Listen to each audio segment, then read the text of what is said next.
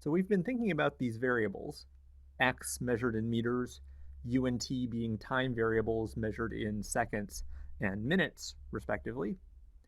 And we had that x was a function of u. Specifically, it was 2u plus 100. And so we have that the derivative is just 2. Now that's meters per second. What if we really want t as our time variable?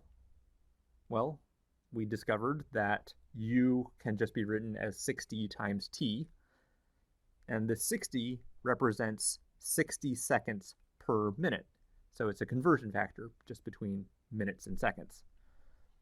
And you can call that du dt if you want. Now, if you plug in 60t for u, then we get x written as a function of t. So it's 120t plus 100. And so this derivative is 120. And that's in meters per minute. Why are we doing this? So it seems pretty simple. What I want to point out is the following. So we have x equaling g of t, but it also equals f of u. Okay, so far so good.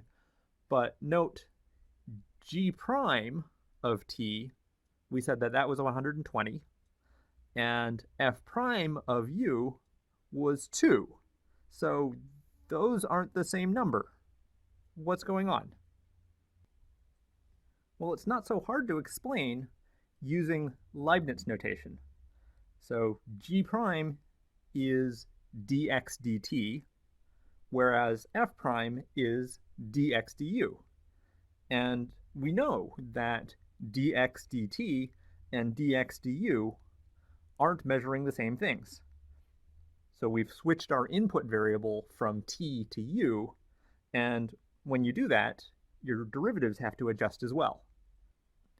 Now, we've mentioned this before. This is one of the nice things about Leibniz notation, is that it alerts us to things like this.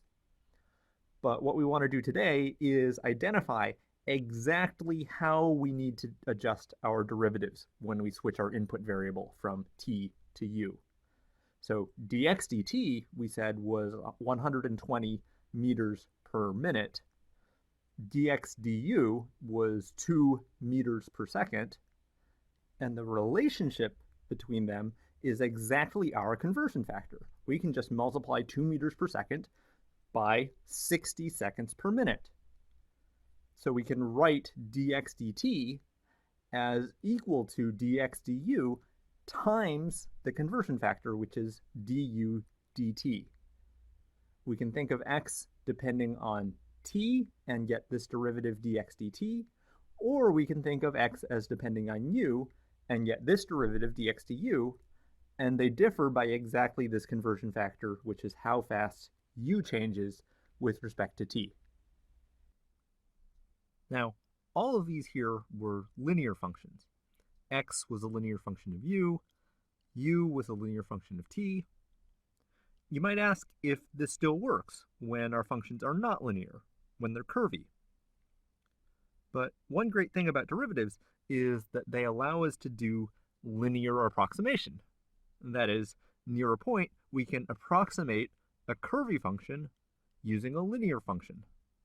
And so this basic principle of conversion is actually going to hold much more generally. We have some exercises to help you explore just how that works.